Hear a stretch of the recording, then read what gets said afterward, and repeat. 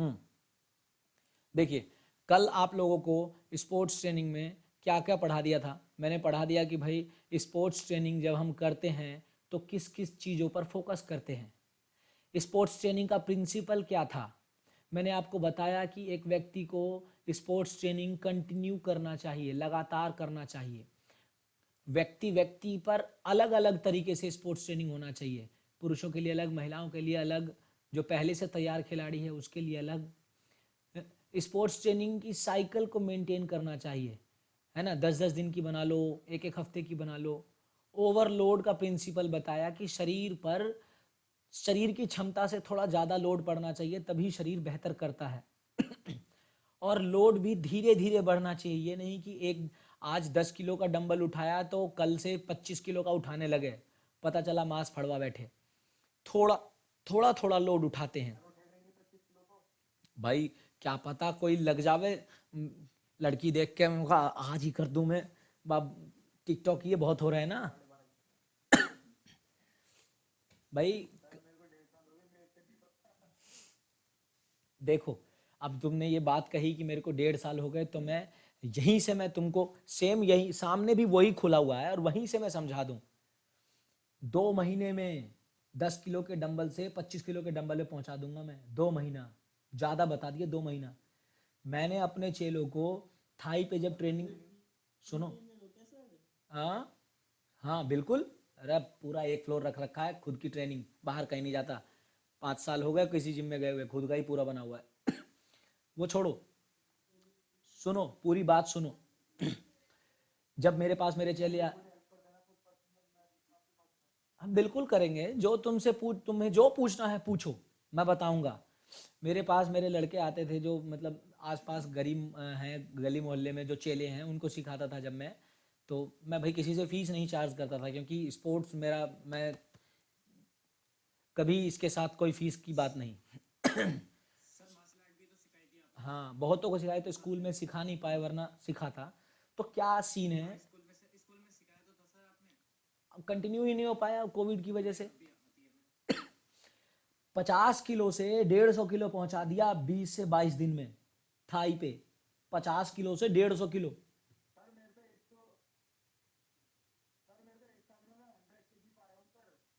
तो पता है क्यों 1 साल में 100 kg पे क्यों आए हो, क्यों? क्योंकि आप प्रोग्रेसिव लोड नहीं डालते शरीर पे। ट्रेनिंग, खुराक, रेस्ट, ये तीनों चाहिए बढ़िया। कहते हैं कि शरीर बनता है किचन में ज्यादा, किचन में ज़्यादा। क्योंकि अगर आपने आज 1 घंटे ट्रेनिंग करी है तो उसी के हिसाब से भरपूर खुराक और भरपूर रेस्ट, 8 घंटे की नींद कम से कम, 9 घंटे कर लो, ज़्यादा हो जा कोई दिक्कत नहीं है।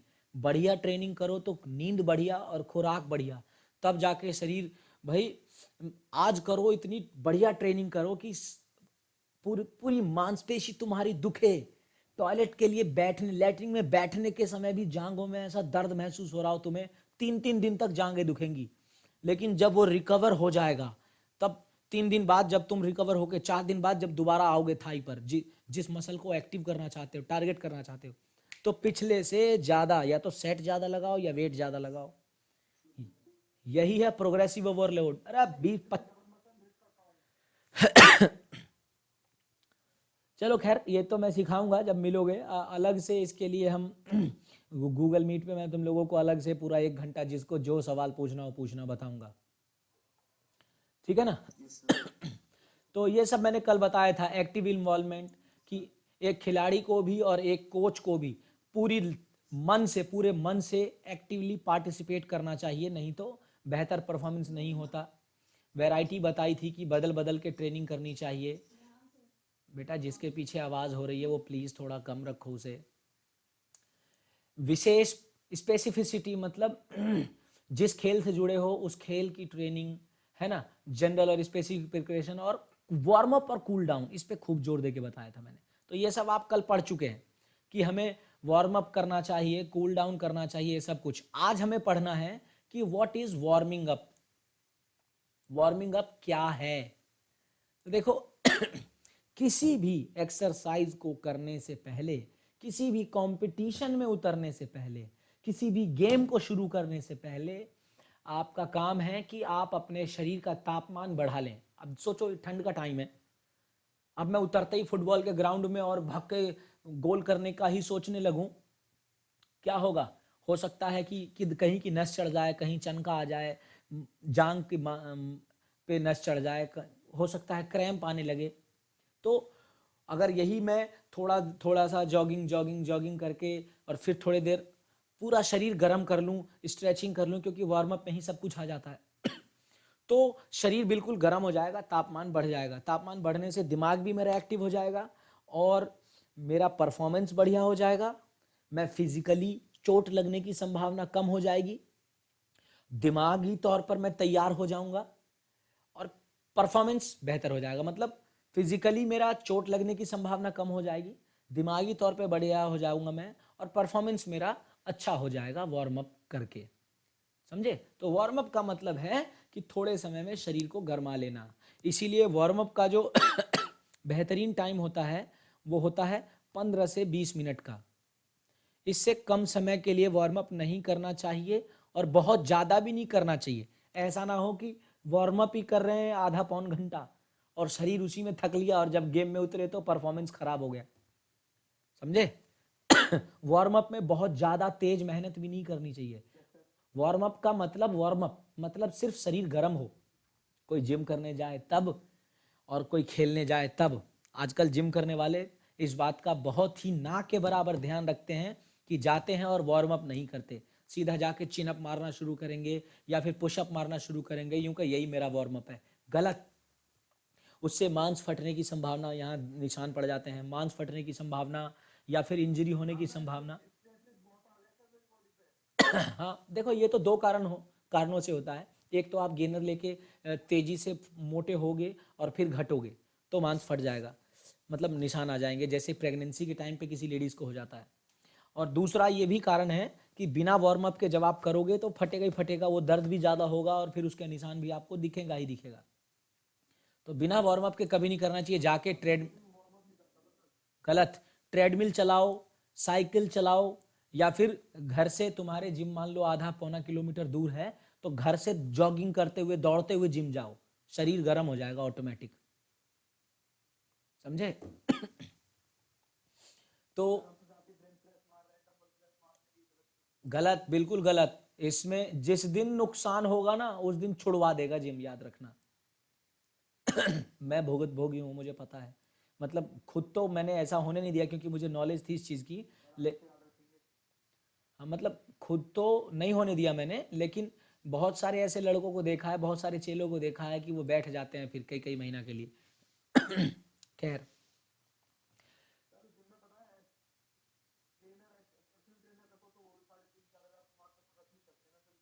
बात जरूरत क्या है, मैं सिखाऊंगा तुम्हें सब कुछ, जुड़ना किसी दिन तसल्ली से बताता हूँ मैं।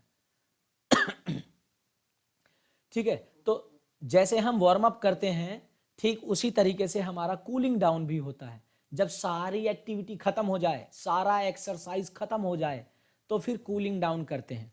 कूलिंग डाउन का मतलब हल्का हल्का जॉगिंग कर लो, पैदल पैदल पार्क में दोस्त आपस में दोस्त बात करते करते घूम लो। भाई मैंने क्या देखा है, खिलाड़ी खेल खत्म होती ही बैठ जाते हैं, हाँ अब नहीं, ओ खत्म। नहीं, खेल खत्म होने के बाद अगर बहुत ज़्यादा बहुत बहुत तगड़ा खेले हो तो बैठ करके सांस नॉर्मल कर लो और फिर बैठे बैठे ही थोड़ा सा स्ट्रेचिंग कर लो, अपना बटरफ्लाई स्ट्रेच कर लो पैरों से, अपना थोड़ा सा बॉडी का स्ट्रेच कर लो। लेट जाओ, कोई तुम्हारा साथी तुम्हारे पैर वैर के मांसपेशियों को मसल दे, थोड़ा तुमको हिला दे पूरा, ताकि शरीर धीरे धीरे ठंडा हो जाए, है ना? तो ये कूलिंग डाउन भी बहुत ज़रूरी है। तो ये कुछ आपको बता रहा है कि अगर आप गेम्स की बात करो तो उसमें staging a play about fair play in sports. चलो बीच में कुछ बातें हैं, बता ही देता हूं मैं। स्पोर्ट्स में फेयर प्ले का बहुत बड़ा मतलब है। फेयर प्ले का मतलब ईमानदारी से खेलो, अपने अपोनेंट खिलाड़ी के साथ भी ईमानदारी से खेलो। किसी ड्रग्स का प्रयोग मत करो, मतलब अपने शरीर में ऐसा कुछ मत डालो जो मतलब धोखाधड़ी से आपके शरीर की क्षमता को बढ़ाए, क्योंकि हो सकता है ये आपकी क्षमता को बढ़ा दे लेकिन बहुत नुकसान कर सकता है। खैर, इस चैप्टर में ड्रग्स एंड, हाँ जैसे स्टेरॉइड, इस चैप्टर में ड्रग्स के बारे में, डोपिंग के बारे में थोड़ा बहुत जो आपको बताना है वो मैं बताऊंगा। लेकिन अगर किसी का मन करे कि ड्रग्स एंड डोपिंग के बारे में सब कुछ जानना है, तो उसके लिए मैंने बड़े लोगों के लिए वीडियो बना रखी है, वो मैं ग्रुप में डाल दूंगा, उसे देख जाना। उसमें स्टेरॉइड के ऊपर, हार्मोन्स के ऊपर, जो हार्मोन्स लगाते हैं इंसुलिन वगैरह का या HGH का बॉडी बनाने के लिए, या फिर एम्फेटामाइन के लिए, या फिर बीटा ब्लॉकर्स हो गया, या फिर heroin, hashish, narcotics, cocaine, caffeine, या फिर निकोटीन, अल्कोहल, कोई ऐसा पदार्थ नहीं छोड़ा मैंने जो कि डोपिंग में यूज करते हैं लोग, और जिससे शरीर में नुकसान हो सकता है। फायदा तो होता ही है, खैर फायदा तो होता ही है, क्योंकि बिना फायदे के खिलाड़ी यूज काहे को करेगा उसे। लेकिन नुकसान, ओ भाई, इंसान को आदत लग जाती है। भाई आपको किसी चीज से, हाँ देखो, सपोज करो कोई स्टेरॉइड ले रहा है तो स्टेरॉइड की आदत हो जाएगी उसे। एक आम इंसान के शरीर में 100 mg पर वीक रहना चाहिए, लेकिन वो क्या करता है, पर वीक 400 mg तक लेने लगते हैं, इसीलिए हार्ट फेल होना बहुत। खैर टॉपिक से हट जाओगे आप, जब आएंगे तब पढ़ेंगे। सिर्फ ठीक है।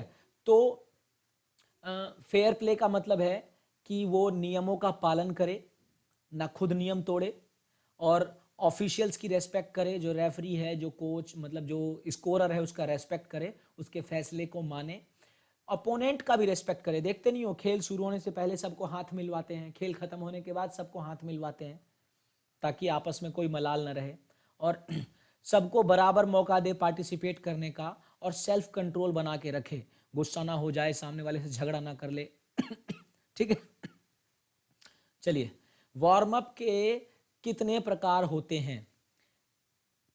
पैसिव वार्म अप और एक्टिव वार्म अप, ये दो टाइप का वार्म अप आपके सामने है। ठीक है। पैसिव वार्म अप का मतलब होता है बिना किसी एक्टिविटी के, हाँ सुनो, बोलो।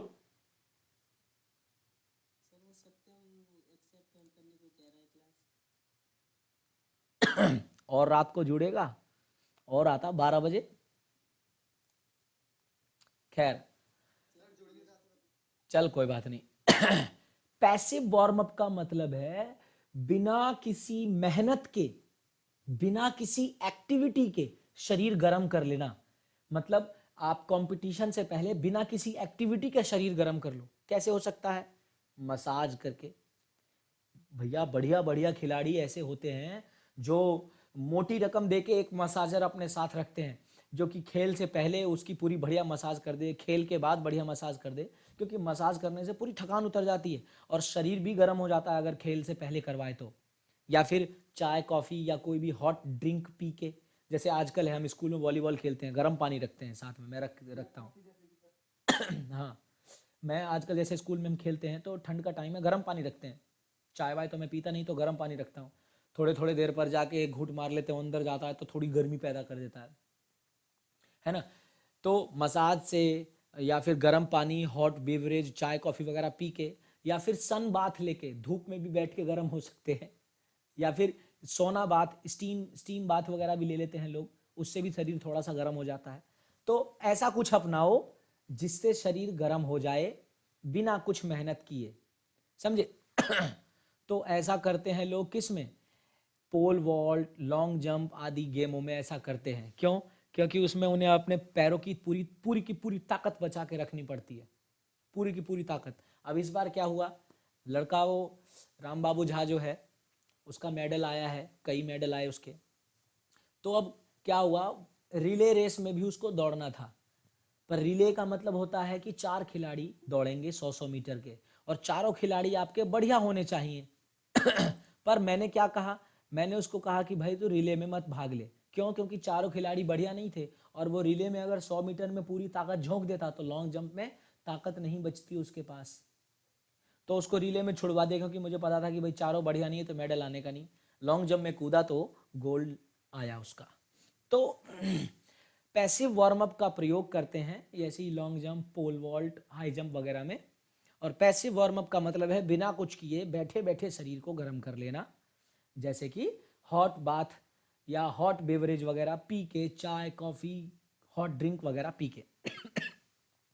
एक्टिव वार्म अप का मतलब होता है एक्टिविटी करके वार्म अप करना, बॉडी टेम्परेचर बढ़ाना, जैसे हल्की जॉगिंग करना, हल्की हल्की थोड़ी रनिंग करना। नॉर्मली जॉगिंग करके ही लोग वार्म अप कर लेते हैं, या फिर कोई ऐसी एक्सरसाइज करो बार बार बार बार बार बार हल्की इंटेंसिटी के साथ। सपोज करिए मैं अपने से बताऊं कि मैं सपोज करिए बॉक्सिंग करनी है, मुझे किक बॉक्सिंग की करनी है, और मैं ऊपर अपने छोटे फ्लोर पे जा रहा हूँ करने, तो यहाँ वहाँ इतना बड़ा एरिया तो है नहीं, तो कैसे करेंगे भाई?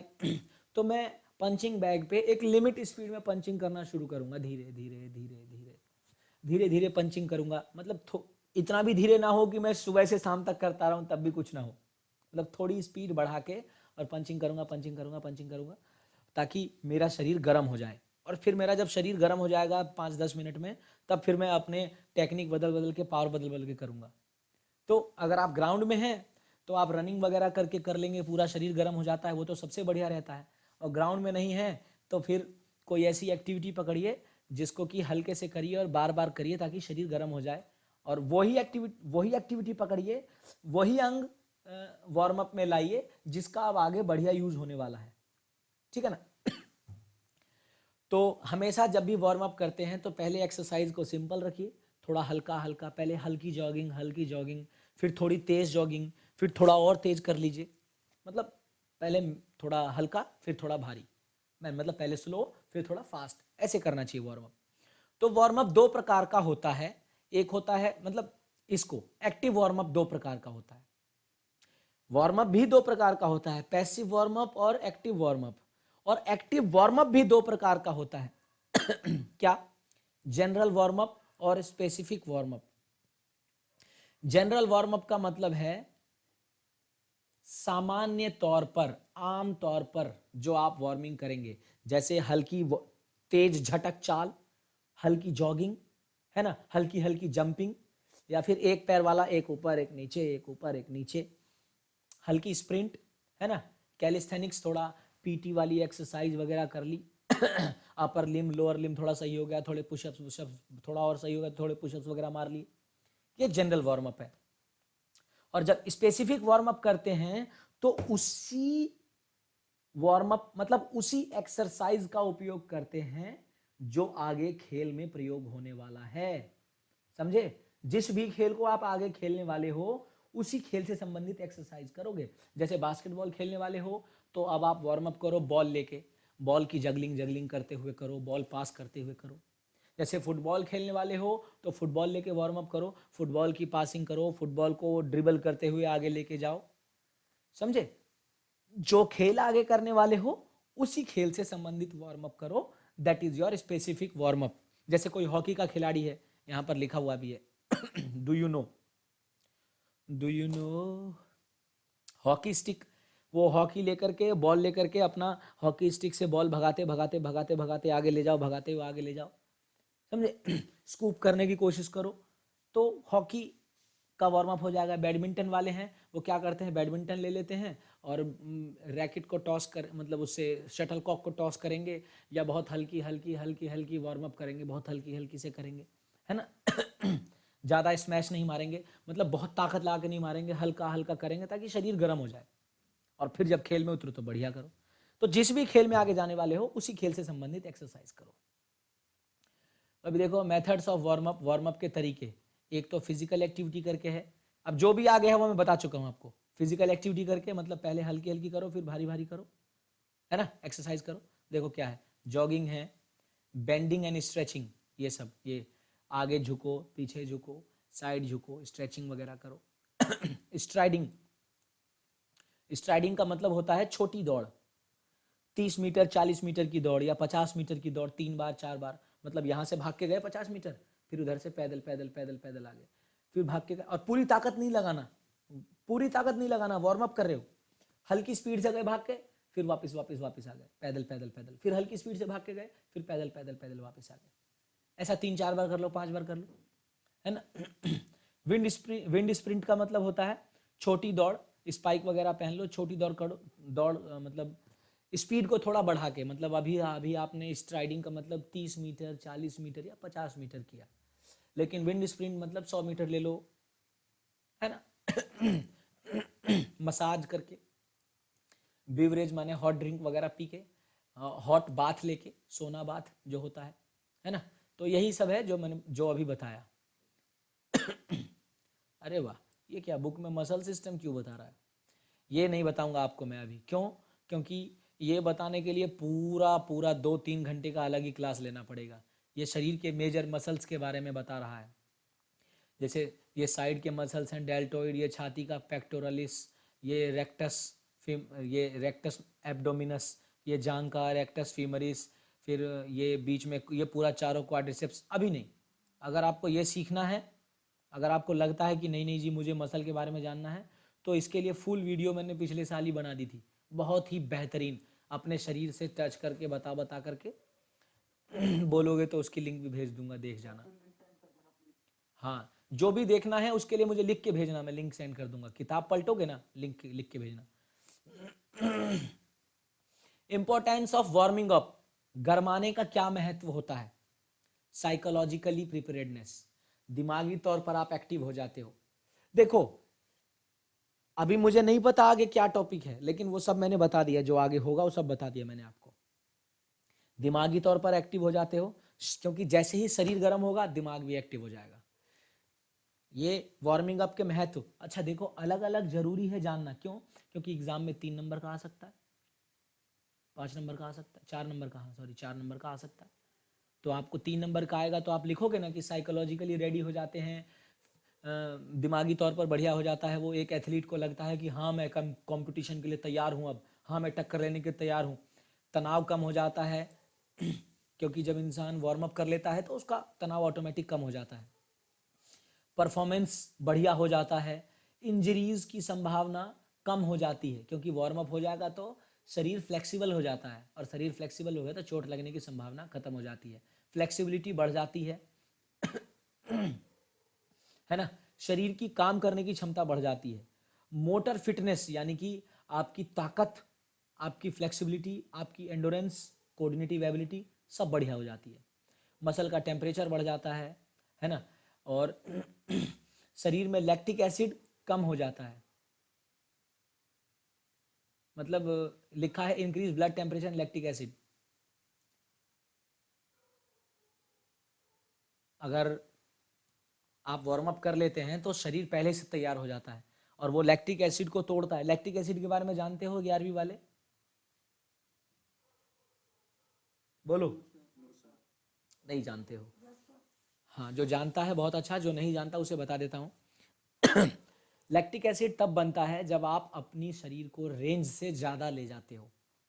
मतलब सपोज करो मैं बैठा हूँ, अभी नहीं बन रहा होगा, लेकिन थोड़ा भी मैं एक्टिविटी करने लगूंगा ना तो शरीर में लैक्टिक एसिड बनने लगेगा।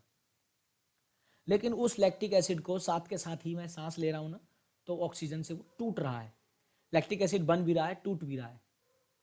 तो यही यही प्रक्रिया बढ़िया हो जाती है वार्म अप करने के कारण।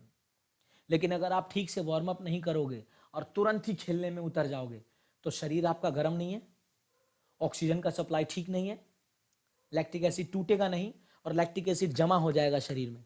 और जैसे ही शरीर में लैक्टिक एसिड जमा होता है, वो ब्रेन से सिग्नल पहुंचने में, जो ब्रेन से मसल को सिग्नल पहुंचता है उसमें बाधा पैदा करता है, और आपको लगेगा कि मैं बहुत ज़्यादा थक गया हूँ, और समय से पहले थकान महसूस होगी, परफॉर्मेंस खराब हो जाएगा। इसीलिए वार्म अप कर लेते हैं। हाँ, अब बिना वार्म अप के करोगे तो ऐसा महसूस होगा, पर वार्म अप कर लोगे तो ऐसा जल्दी महसूस नहीं होगा।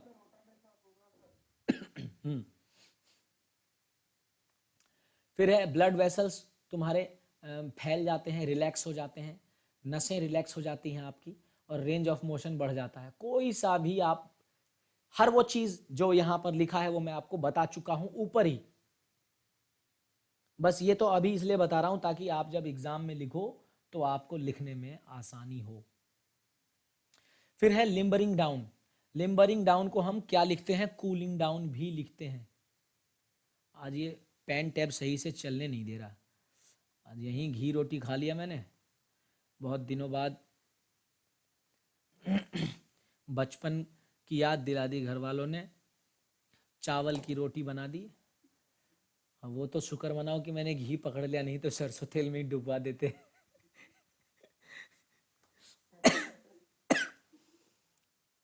खाया है ना बचपन में, मैंने तो खाया है भाई। हाँ, नून तेल और रोटी। चीनी वाली रोटी भी खाई है बचपन में। वो रोटी बनाते समय मम्मी ने चीनी रख दिया और उसी को, हाँ, उसमें भी मजा आता है भाई साहब। खैर, हाँ बढ़िया लगता है। लिम्बरिंग डाउन यानी कि कूलिंग डाउन। देखो कूलिंग डाउन कब करते हैं, अभी मैंने बताया आपको, जब एक एथलीट सारी ट्रेनिंग खत्म कर लेता है, एक खिलाड़ी सारी ट्रेनिंग खत्म कर लेता है, खेल खत्म हो जाता है कंपटीशन के बाद, तब उसका काम है कि जो शरीर में जो थकान हुई है वो एकदम से ना बैठ जाए, धीरे धीरे धीरे धीरे नॉर्मल पोजीशन में आए, है ना। तो शरीर को थोड़ा रिलैक्स देना, कोई दूसरा साथी उसको, पहले तुम किसी अपने साथी को मसाज दे दो, फिर तुम की मतलब फिर पहले तुम किसी को मसाज दे दो, फिर कोई तुम्हें मसाज दे दे थोड़ा थोड़ा सा, ताकि बॉडी रिलैक्स हो जाए, जो बॉडी के अंदर लैक्टिक एसिड जमा हुआ है वो टूट टूट जाए, वो ब्लड फ्लो थोड़ा बढ़िया हो जाए, है ना। तो कैसे कर सकते हैं कूलिंग डाउन, हल्की हल्की जॉगिंग कर लो, पैदल पैदल चल लो, बात करते करते करते करते, है ना। तो जब हम कूल डाउन कर रहे होते हैं तो थोड़ा थोड़ा पानी पीते हैं, एक एक घूंट दो दो घूंट करके, तो शरीर में पानी भी बढ़िया, मतलब पानी की मात्रा भी ठीक हो जाती है। कम से कम 10 मिनट तक कूलिंग डाउन आराम से करना चाहिए, है ना। और कई बार players take cooling bath, ice bath या क्रायोथेरेपी फॉर रिलैक्सिंग मसल्स। अगर बहुत ज़्यादा मसल्स पर स्ट्रेस पड़ा है, बहुत हैवी एक्टिविटी है, जैसे सपोज करो अभी हम फुटबॉल खेला करते थे, इस साल तो खेला ही नहीं, पूरा साल छूट गया कोविड की वजह से, कुछ थोड़ी इंजरी भी हो गई थी तो नहीं खेला। पर पहले तो ये था कि हम लोग खेलने लगे थे तो चुनौती दे दे के, यहाँ से लेके दिल्ली से लेके ग्रेटर नोएडा तक चुनौती दे दे खेलते थे। तो 1.5 घंटे का मैच होता था तो मज़ा ही नहीं आता था, वो होता ना कि भाई आज मेरे गोल कम हो रहे हैं तो चला, तो चला आज शाम तक खेल तू, और अगर कभी उसके कम हो रहे हैं तो आज चला, तो 2.5 2.5 घंटे 3 3 घंटे तक का मैच हो जाता था। और मैच के बाद शरीर से इतना पसीना, वो हवन करेंगे वाला गाना निचोड़ दो इतना पानी, तो इतना शरीर से इलेक्ट्रोलाइट्स निकल जाता था, सॉल्ट निकल जाता था, कि जब घर आके सोता था तो नींद भी बढ़िया नहीं आती थी, और सोते सोते ही पीठ की मांसपेशियों में भी क्रैम्प आने लगते थे, कमर में भी क्रैम्प, करवट लेने पे भी क्रैम्प। तो फिर मैंने एनर्जल वगैरह मंगवाया, एनर्जी ड्रिंक वगैरह जिसमें इलेक्ट्रोलाइट्स रहे, ताकि वो सोडियम पोटेशियम का जो लेवल शरीर से निकल जाता है पसीने में वो ठीक हो जाए। तो मैं ट्रेनिंग मतलब खेलने से पहले भी पी लेता था और खेलने के बाद भी, तो कुछ एक दिन ऐसा किया तो ये सब बंद हो गया। तो ऐसे भी हो सकता है, और दूसरा तरीका वही कूलिंग डाउन वाला भी, कि भैया खेलने के बाद थोड़ी देर कूलिंग डाउन करो, और ये जो एनर्जल वगैरह या इलेक्ट्रोलाइट्स वगैरह या एनर्जी ड्रिंक वगैरह पीने की बात कर रहा हूँ, ये अपना एक एक घूंट हल्का कूलिंग डाउन करते रहो, और सिप बाय सिप लेते रहो, ताकि शरीर पूरी तरह से रिलैक्सिंग मोड में आ जाए। ये होता है कूलिंग डाउन। देखो कैसे करते हैं कूलिंग डाउन, देखो हल्का हल्का जांग स्ट्रेच करते हैं, चेस्ट की कूल हैमस्ट्रिंग की कूलिंग डाउन अगर करनी है तो कैसे करेंगे, हाँ, पीठ के बल लेट जाओ और अपने पैर को एक एक करके अप डाउन करो, है ना, हिप्स से ऊपर तक ले जाओ। कभी किया है?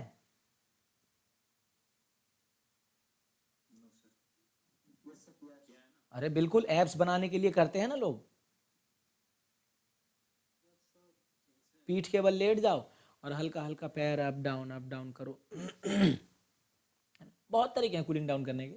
चेस्ट का कूलिंग डाउन करना है तो सीधे खड़े रहो और पीछे फिंगर ऐसे कर लो और ऐसे करो, और लिफ्ट योर चिन टुवर्ड, ऐसे ऊपर ऊपर ऊपर ऊपर ऊपर ऊपर। इससे चेस्ट के मसल्स की कूलिंग डाउन होती है।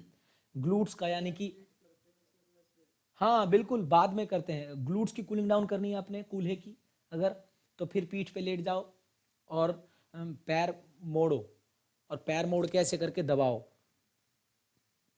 कि देखा है ना करते हैं लोग अक्सर। पीठ के बल लेट जाओ, अपना पैर मोड़ के यहाँ छाती में चिपकाओ और ऐसे दबाओ, पहले ये करो फिर दूसरा करो फिर दोनों करो, ऐसे कर सकते हो। क्वाड्रिसेप्स का कूलिंग डाउन करना है तो एक तरफ लेट जाओ और पैर को पीछे मोड़ के खींचो हल्का हल्का। समझ रहे हो ना, ये पैर को ऐसे पीछे मोड़ करके, और तब या तो खुद करो या आपका पार्टनर ऐसे करके दबाएगा। ट्राइसेप्स और शोल्डर का करना है तो एक हाथ दूसरी तरफ करो और ऐसे करो, या फिर ऐसे करो। हल्की हल्की स्ट्रेचिंग, कूलिंग डाउन का मतलब हल्की हल्की स्ट्रेचिंग एक्सरसाइज, हल्का हल्का मसाज, पैदल पैदल चलो, बैठे बैठे करो, स्ट्रेचिंग करो, कोई एक दो चार योग के आसन कर लो। मैं तो अक्सर करता था कूलिंग डाउन में, योग के दो चार आसन पकड़ लो और हल्की हल्की घूंट पानी की एक दो ले लो। ये कूलिंग डाउन का तरीका है। देखो, अरे जो बता रहा था सब तो फोटो भी यही है। देखो ग्लूट्स, ऐसे भी कर सकते हो अगर आपने कूल्हे का करना है तो। एक पैर ऐसे रख लो, मतलब ये आपका पैर है, दूसरा पैर ऐसे चढ़ा करके स्ट्रेच हो जाएगा। हैमस्ट्रिंग को स्ट्रेच ऐसे कर सकते हो, अपने हिप को ऐसे स्ट्रेच कर सकते हो, घुटने को ऐसे मोड़ के कर सकते हो लेट के, मैं बता रहा था ना अभी। और ये देखो क्वाड्रिसेप्स को ऐसे कर सकते हो, खुद कर सकते हो या आपका पार्टनर कर सकता है। या ऐसे करो और पीछे लेट जाओ, ये व्यक्ति ऐसे पीछे लेट जाए तो भी हो सकता है। है ना। आप डायनामिक स्ट्रेच कर सकते हो या स्टैटिक स्ट्रेच कर सकते। देखो, या तो आप डायनामिक स्ट्रेच कर सकते हो या स्टैटिक स्ट्रेच। स्टैटिक स्ट्रेच करने का मतलब होता है बैठे बैठे किसी पोजीशन में जाओ और थोड़ी देर तक होल्ड करके रखो, 10 सेकंड, 15 सेकंड, 20 सेकंड तक, है ना।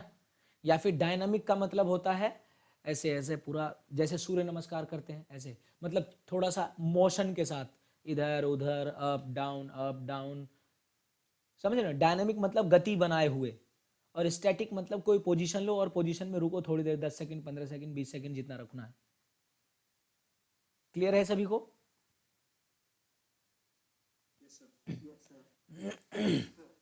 लिम्बरिंग डाउन के फायदे यानी कि कूलिंग डाउन के फायदे क्या हैं? बॉडी का तापमान कम कर देता है धीरे धीरे, ठीक है। और अनकॉन्शियस होने के चांस खत्म कर देता है। मतलब अगर आपने बहुत हैवी खेल लिया है तो बेहोश ना हो जाओ, मतलब जो हार्ट रेट है उसको धीरे धीरे कम करता है ना। किसी एक हिस्से में ब्लड जमा ना हो जाए, रुक ना जाए, इसीलिए हल्का हल्का मसाज वगैरह करके कूलिंग डाउन करते हैं तो पूरे शरीर में ब्लड का फ्लो ठीक हो जाता है, तो चक्कर आना या फिर बेहोशी की संभावना खत्म हो जाती है। ऑक्सीजन का सप्लाई दोबारा से रीस्टोर हो जाता है। देखते हो ना, बैठ करके थोड़ी देर बात करोगे, हम तो अक्सर करते थे, खेल खत्म हो गया उसके बाद बैठ गए, बैठ करके बात कर रहे हैं। हम तो पता है कैसे करते थे, मैंने कभी खेल को पैसे से नहीं जोड़ा। हम खेलने जाते थे, वहाँ बहुत सारे ऐसे बच्चे हैं जो स्कूल में पढ़ते हैं, या बहुत सारे ऐसे गरीब बच्चे हैं, वो आते थे वहाँ खेलने, वो बढ़िया खेलते हैं। मुझे भी उनके साथ खेल के मज़ा आता था।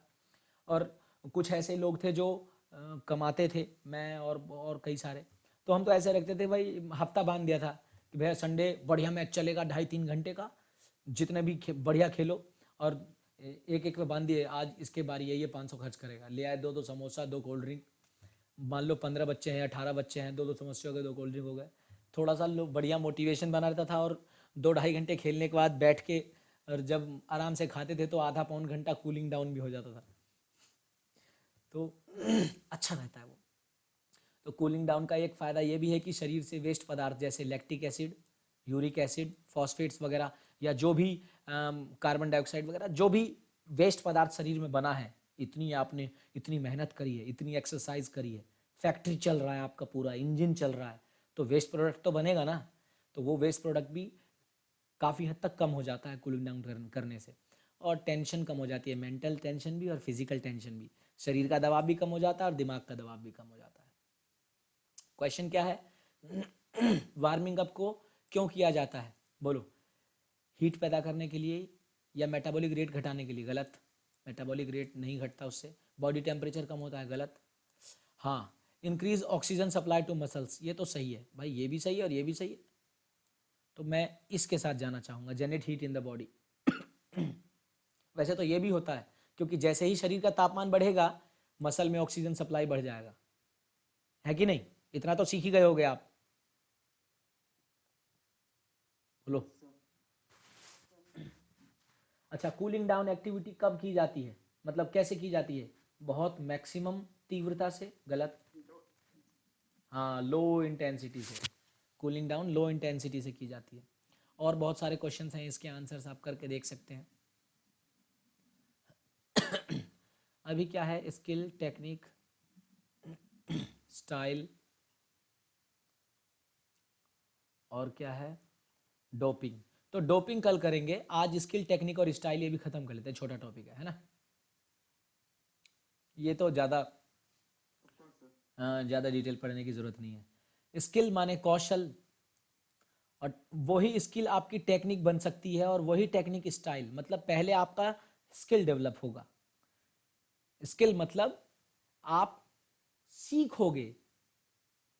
मतलब सपोज करो, फुटबॉल में किक मारना एक स्किल है, तो पहले आप किक मारना सीखोगे। समझना, यहीं से मैं तीनों बात समझा दे रहा हूं, खत्म कर रहा हूं। फुटबॉल में किक मारना सीखोगे कि कैसे किक मारें कि फुटबॉल दूर जाए। फिर आप उस स्किल को टेक्निक में बदलोगे।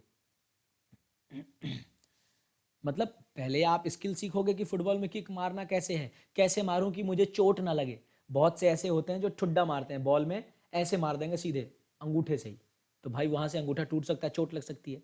तो पहले आप फुटबॉल में किक मारने का तरीका सीखेंगे ताकि चोट ना लगे और बढ़िया कोई इंजरी ना हो, बढ़िया ऐसे। फिर उस स्किल को टेक्निक में बदलेंगे। टेक्निक मतलब ऐसा इंप्रूव करेंगे कि आप किसी को चकमा देके गोल कर सकें। बॉल को कब आपको तेज मारना है कि बॉल बहुत गोली की तरह जाए, कब धीरे मारना है ताकि बॉल धीरे जाए, तो ये आपकी टेक्निक हो जाएगी। और जब आप टेक्निक सीख जाएंगे तो फिर वो आपका स्टाइल बन जाएगा।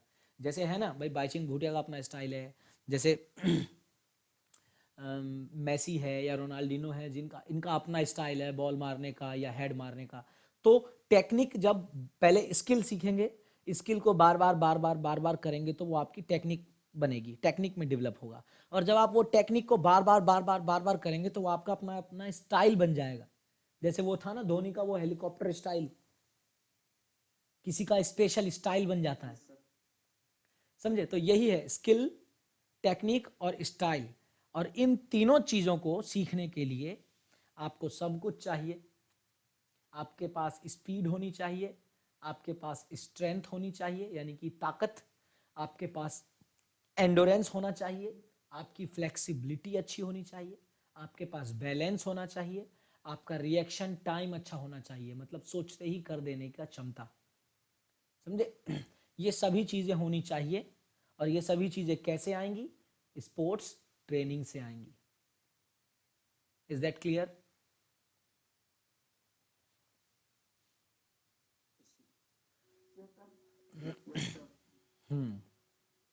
तो स्पोर्ट्स ट्रेनिंग के हिस्से में आपके